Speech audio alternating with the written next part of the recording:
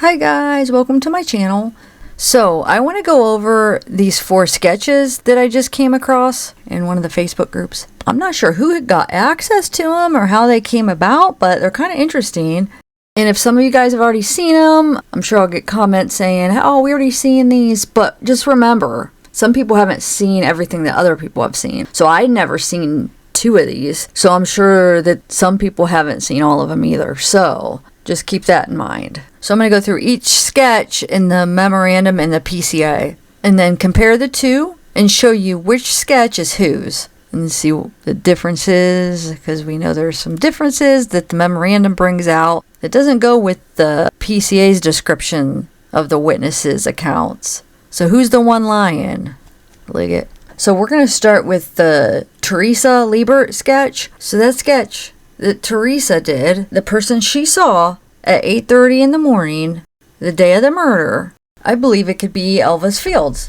So let me read some of the information in the Memorandum about what Teresa saw that day. And this is the sketch that she saw to the best of her ability. I mean, you guys understand how sketches are. Of course, it's not going to be perfect, but it's her sketch. Okay, so the name of the eyewitness is Teresa Liebert. Teresa Liebert lived on the same side of Monon High Bridge, only 560 yards from the very place where the famous Down the Hill video was taken. A paved road, County Road 625 West, ends almost in front of Teresa Liebert's home.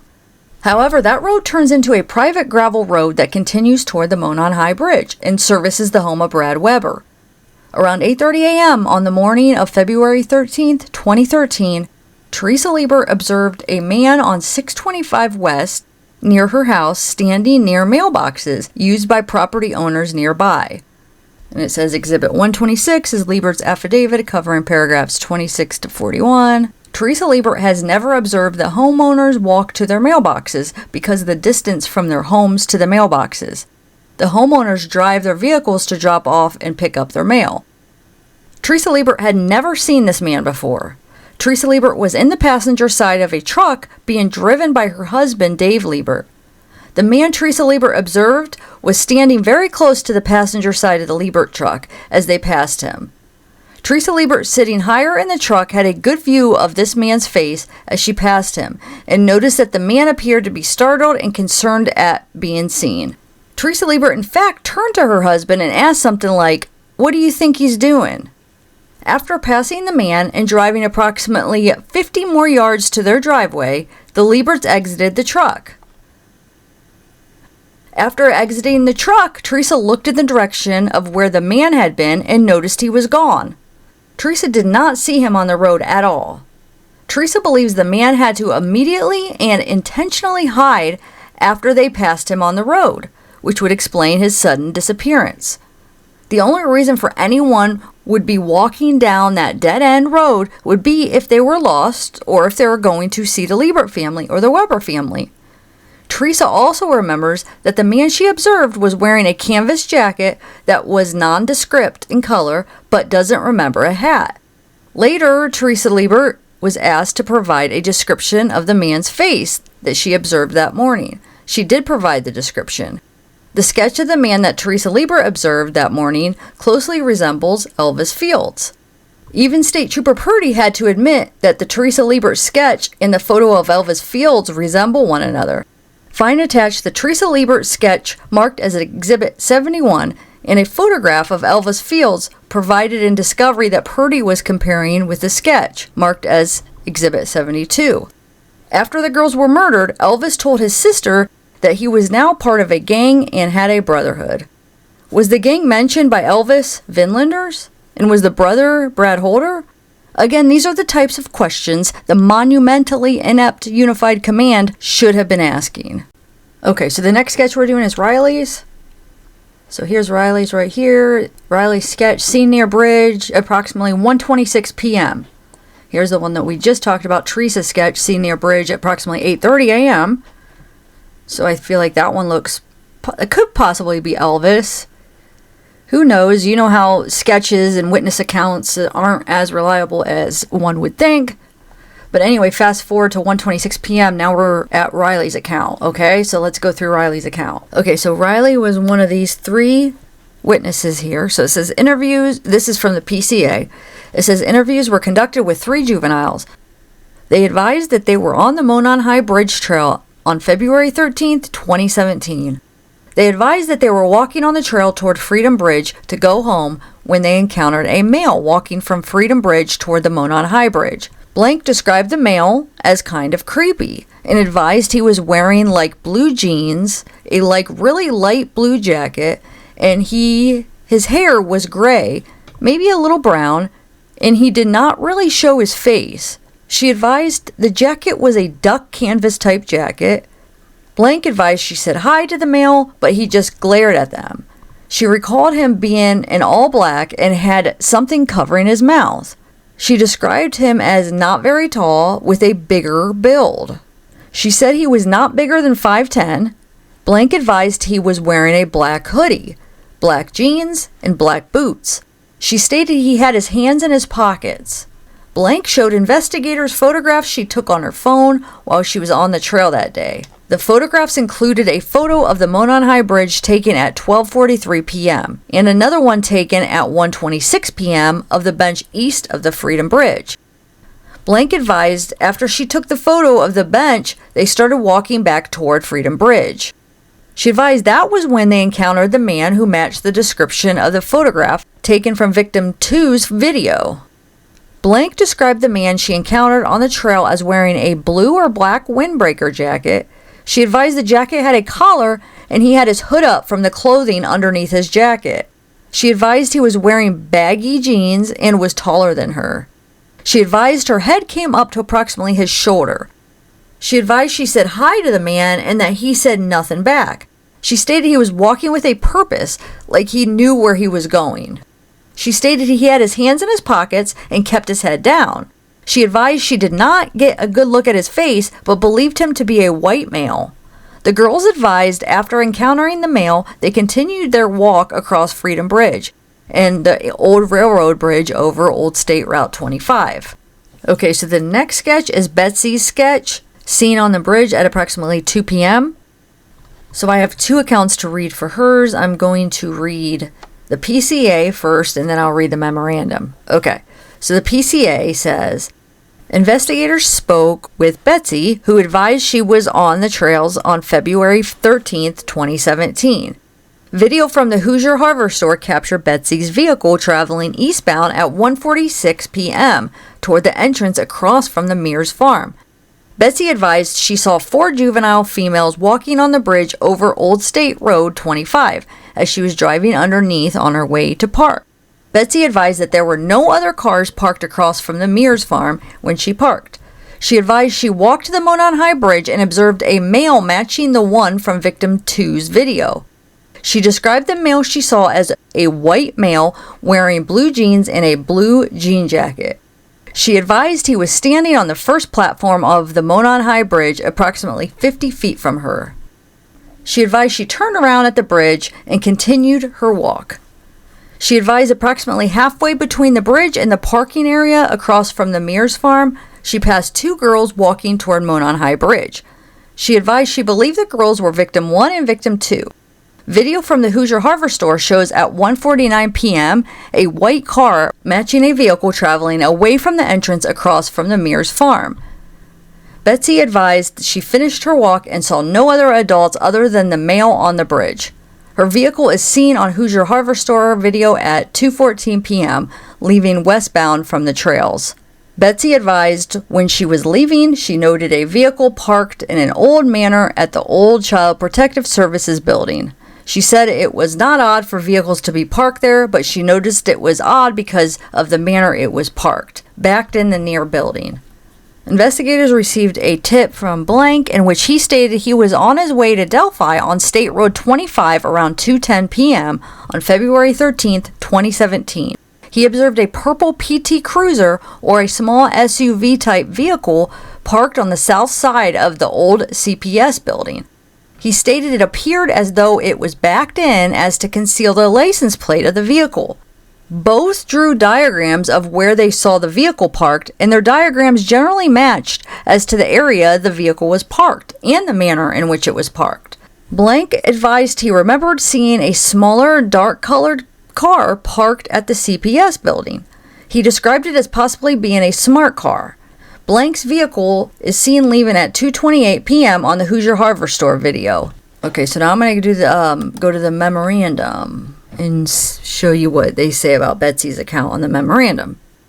The evidence will show that Liggett concealed facts concerning descriptions that key witness Betsy Blair made directly to Liggett, face-to-face, in 2019 concerning 1. The person that she, Betsy, observed on the bridge, and 2. A vehicle that she, Betsy, observed at the CPS parking lot around 2:15 p.m. For Liggett's timeline to work and to place Richard Allen on the Monon High Bridge at 2:13, the time of the famous Down the Hill video, Liggett desperately needed Betsy Blair to describe a man on the bridge that looked like Richard Allen, and furthermore, desperately needed Betsy to describe a car that she observed parked at the CPS parking lot at approximately 2:15 p.m. as looking like Richard Allen's black Ford Focus. Suffice it to say, the evidence will show that Liggett concealed from Judge Diener that Betsy Blair described a man on the bridge that looked nothing like Richard Allen, and described a car at the CPS lot that looked nothing like Richard Allen's car, both in color and design. The evidence will show that Betsy provided these timeline-defeating descriptions directly to Liggett, face-to-face, 2 times in 2019. Yet Liggett failed to inform Judge Diener of these descriptions, as well as inform Diener of the fatal flaws that these missing descriptions created for the timeline. Liggett also concealed this information from Judge Diener. For good measure, Liggett also lied about what Sarah Carbaugh observed at 3:57 p.m. That also blew up his timeline. We'll get into her sketch in a minute.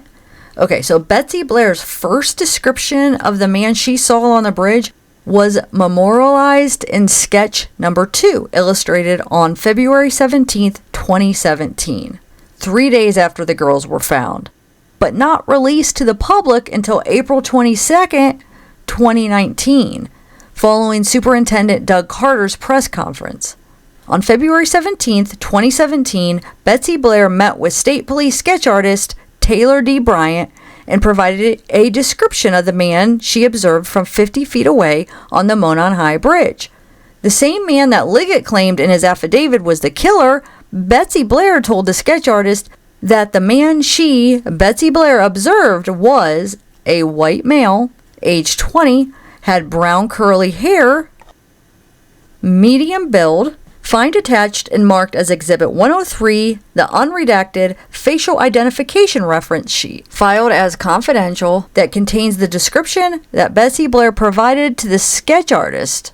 Also, find attached a copy of the sketch that Taylor D. Bryant produced from Betsy Blair's description of the man she observed on the bridge, marked as Exhibit 104. This illustration is also called Sketch Number 2 because it was released to the public second. Upon looking at the sketch, Betsy Blair told the sketch artist that the illustration was a 10 out of 10 for accuracy. The Unified Command did not release the Betsy Blair sketch to the public for over 2 years. Instead, they first released the Sarah Carbaugh sketch, also called Sketch Number 1, because it was released to the public first. The Sarah Carbaugh sketch was illustrated by FBI sketch artist Plants from Detroit on June 19, 2017, and released to the public on July 17, 2017. So I'm going to go to the PCA first and talk about Sarah's sketch. First, let's go to the sketch. So here's the sketch. It says Sarah's sketch seen on road approximately 3:57 p.m. So remember, the first sketch they put out was seen by Sarah's just driving by. So think about it. You probably didn't get a good look at the face and like the details of the face very good, right? Plus then you have to relay that, and you're so far away, and it's so quick, and you're moving, she's driving, he's walking, plus the time that passed before she described it, before she was able to sit down with the sketch artist and describe what she saw, and then plus trying to put it into words, and then them trying to incorporate everything you're saying and put it out onto a sketch. I actually did a video on Bryant, the sketch artist that did the sketch. I'll put the link in the description of this video if you guys want to watch it. I was like over 3 years ago I did that video. Okay, so investigators spoke with Sarah, who stated she was traveling east on 300 North on February 13th, 2022. Okay, I think it's supposed to be 2017, typo, but that's not that abnormal to have typos in the affidavits. It happens all the time. Okay, so where are we at? Away from the Monon High Bridge. Sarah advised that the male subject was wearing a blue collar jacket and blue jeans and was muddy and bloody. She further stated that it appeared he had gotten into a fight. Investigators were able to determine from watching the video from the Hoosier Hardware store that Sarah was traveling on CR 300 North at approximately 3:57 p.m. For Liggett's timeline to work, not only did he, Liggett, need for Richard Allen's black Ford Focus to be parked at the old CPS lot between 1:30 p.m. and 4 p.m., but he also needed Sarah Carbaugh's statement concerning the man she claims she saw walking westbound on 300 North at 3:57 to match Betsy Blair's description of a man wearing a blue jacket. It would also help if the man had blood on his clothes to further tie him into the murder. In his affidavit, Liggett wrote the following. So let me remind you again. So in an interview that was done with Sarah Carbaugh in 2017, she states that she was traveling east on 300 North and observed a male subject walking west on the north side of 300 North. She stated that he was wearing a blue collar jacket and blue jeans and was muddy and bloody. She further stated that it appeared that he had gotten into a fight. Investigators determined from the video that she was on 300 North at 15:57 hours, which is 3:57 p.m. The blue jacket described by Sarah would need to match the color of the jacket described by Betsy to help with Liggett's timeline. Again, the blood on the clothing would be an added bonus in that it would tie the man that Sarah observed in with the murderers and therefore assist Judge Diener in making the decision to sign the warrant. The problem is that in 2017, Sarah told Liggett to his face that the man she observed walking west on 300 North was wearing a tan-colored coat, a lighter-colored coat, not a blue jacket. This is a problem because the color of this man's coat did not match the coat of the 20-year-old boyish-looking man with the poofy brown hair that Betsy Blair observed on the High Bridge around 2 p.m. According to Liggett, both of these men were Richard Allen. Another way to put this is that Liggett has asserted that Sketch 1 and Sketch 2 are the exact same man, Richard Allen. Liggett needed the color of that jacket to match the color of the jacket worn by the man Betsy Blair had observed on the High Bridge at 2 p.m. because Liggett is claiming that both men are the same man, Richard Allen. The problem was that Sarah did not observe the man walking down 300 wearing a blue jacket. She observed a tan jacket. This meant that Sarah and Betsy observed two different men. This created a problem for Liggett's timeline. Instead of being honest, Liggett chose to represent to Judge Diener that Sarah observed a man wearing a blue jacket when in her 2017 interview, Sarah said it was tan. But that's not all. Nowhere in Sarah's 2017 interview does Sarah use the word bloody to describe the clothing that the man was wearing. Nowhere. The so-called muddy bloody lady is actually just the muddy lady. Sarah only used the word muddy to describe the man she observed on 300 North. So I don't know why it says lady. It must be a typo? But anyway, it says the so-called muddy bloody lady is actually just the muddy lady. It must be the muddy guy, right? I don't know why they're saying lady. But anyway, as Sarah only used the word muddy to describe the man she observed on 300 North in her 2017 interview. It certainly would help Judge Diener in making his decision if the man walking down the street was wearing a blue jacket and also wearing bloody clothing, as if he had just murdered somebody. However, Liggett just flat out lied. Sarah Carbaugh never mentioned a blue coat and never mentioned blood in her 2017 interview. Liggett's concealed and falsified evidence would have told a completely different story had Liggett not concealed evidence and lied about evidence. Richard Allen told Liggett to his face that he, Allen, had left the CPS parking lot by 1:30 p.m., but Liggett opted to not let Judge Diener know about what Richard said.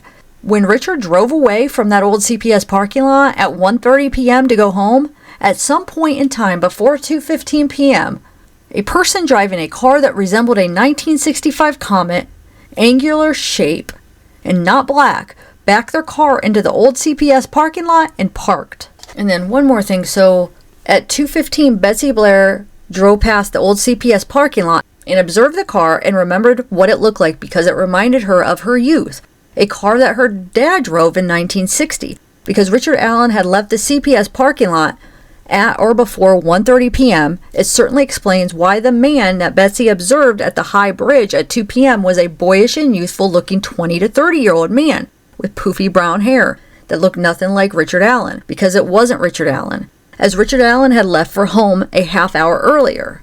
There is a reason that the man Sarah observed on 300 at 3:57 was not wearing a blue coat like the man Betsy Blair observed on the high bridge. It's because the man that Sarah observed wasn't the same man that Betsy saw on the bridge at 2. It was a completely different man that had mud, not blood, on his clothing. Betsy saw one man, perhaps the same man that Riley, Bree, and Anna saw on the trail. Sarah observed a completely different man. And while all these witnesses were observing two different men, Richard Allen was at home where he had been since leaving the Monon Trail on or before 1:30 p.m. That is the difference the concealed and falsified evidence would have made for Judge Diener.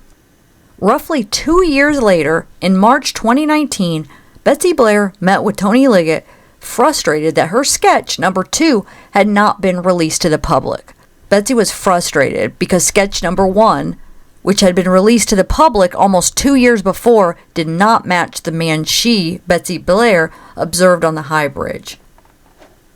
Betsy even commented that sketch number 1 was wrong. Certainly, it was odd that the Sarah Carbaugh sketch was chosen to be released over the Betsy Blair sketch for the following reasons.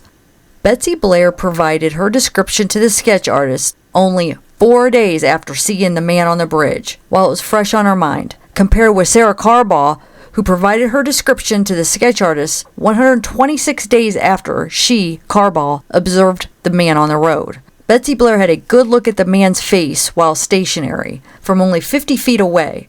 Sarah Carbaugh was not stationary, but rather traveling down the road operating her vehicle while simultaneously trying to observe the man on the road. During her March 7, 2017 interview, Betsy Blair was talking with two members of a unified command, Kevin Hammond and Tony Liggett. At this interview, Betsy told Liggett face-to-face that the man she, Betsy Blair, observed on the high bridge fit the following description. The man was slender and youthful looking. He was more boyish looking. The man was in his 20s to early 30s. His hair seemed poofy just as the sketch portrayed. He had no facial hair that she can remember. Finally, on April 22, 2019, Unified Command released Betsy Blair's sketch number 2 to the general public.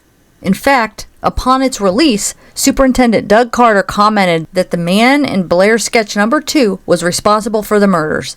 Also, at the time of the release of sketch number 2, Doug Carter also stated that sketch number 1 had now become secondary to the investigation. On March 7, 2019, Liggett was present when Betsy Blair described the man she observed on the bridge. Betsy was actually talking to Liggett face-to-face when she provided the description. Liggett heard Betsy's description of a much younger man with brown poofy hair, but chose to conceal this information from Judge Diener. Blair's description of a youthful, boyish-looking person in his 20s, maybe early 30s, with brown poofy hair, obviously does not at all describe Richard Allen. So obviously Riley's sketch and Betsy's sketch is the same person. They saw the same person at different times. So basically when Bridge Guy or whoever, however you want to label him, sketch number 2 and Riley's sketch, when he comes on the trail and goes towards the bridge, passes Riley and her friends as he's coming in and they're going out, he must have had his hood up and something over his mouth, okay? And then, I'm guessing, probably to conceal his face a little bit, I'm guessing. So then when Betsy comes walking up and sees him by the bridge, and she turns around, he must have pulled down his, whatever he had around his lower half of his face, and took off his hood. So he would take it off, and then by the time Libby's videoing him. He has it back up, it looks like. So, oh, I want to play you that audio of someone who was texting with Riley's mom, talking about what her daughter saw. Hold on a second, I almost forgot. Okay, so this is from a channel that's called Something to Say, and the other footage I was using was from a channel called Indy Archive, also ABC 7 Chicago, and WRTV Indianapolis.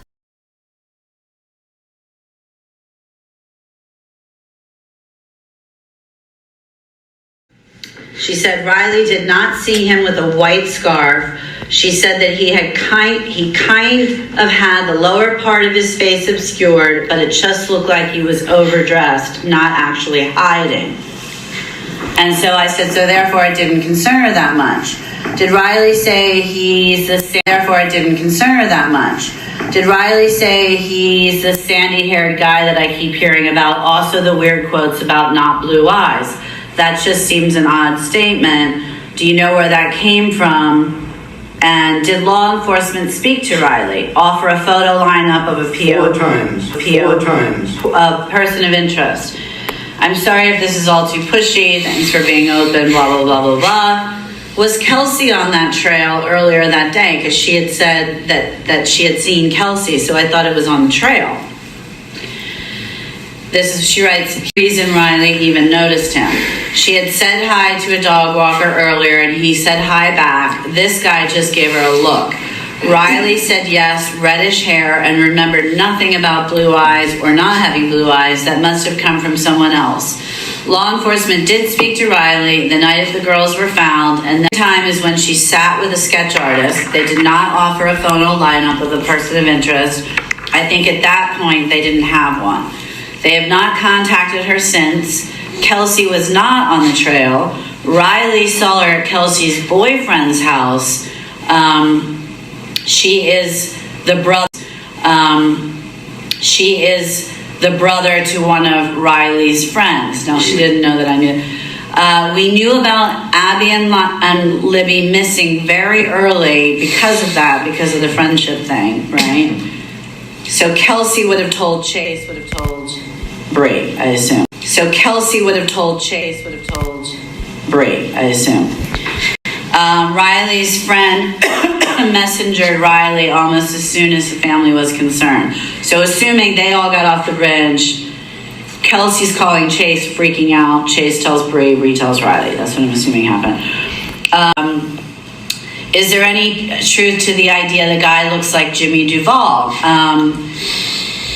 I said, and so the paperboy hat is just truly made up by law enforcement? I really, thank you so much for doing the da-da-da. What about the Jimmy Duvall? Did she answer that? She said, and I said, I won't ever mention Riley. She said, when Jimmy Duvall came up, I showed Riley a picture. I didn't do that with all of the FB suspects. I'm assuming that's Facebook. Yeah. Mm-hmm. Right, not Freedom Bridge. Because she's in the groups. Right. Because there were tons of them. But his history, i.e. Jimmy Duvall's, made me ask. He was the only one, tons of them. But his history, i.e. Jimmy Duvall's, made me ask. He was the only one who Riley said, yeah, that could be him. That's not definitely him, but it could be. Riley noticed a hat that day, but I don't think she really remembered what kind, aside from she didn't think it was a regular winter hat. The hat may think it was a regular winter hat. The hat may just be a grasp. And he's noticed the hat. Go ahead, Caleb. Do you know Chad Swank? Huh? Do you know Chad Swank? I've heard the name. Oh, okay, go on. Daniel Pearson said the hat in the sketch is accurate. Right. It is a paperboy. Yeah. Not that. Yeah. She's shorter than she's looking up. You know, I mean, she's going to get a better look. Just one point that came up in you reading that. I think that was Riley that commented. I believe that Kelsey acknowledges a phone call to her boyfriend. Yeah, right, which is a connection here, Riley. But what I find much more interesting is that it sounds to me like Kelsey spent the night or was over with Chase Wilbur on the morning because Riley came over clearly to go pick up Bree. So how does that fit with your 11 o'clock time online that she came down She went and back asked? home. Well, Who knows? They're the ones that I Not the video. Not Derek and not some of these other people, but when it comes to Becky's story, But isn't there a long, or am I just making this up in my own mind, which is that there's lots of discussions about the morning of and how the girls were lingering around. Isn't Kelsey somewhere on camera? Another thing I remember was eating breakfast with her that morning. My dad had made banana pancakes and we sat there and we ate, and that was our last meal together, and I'll never forget that.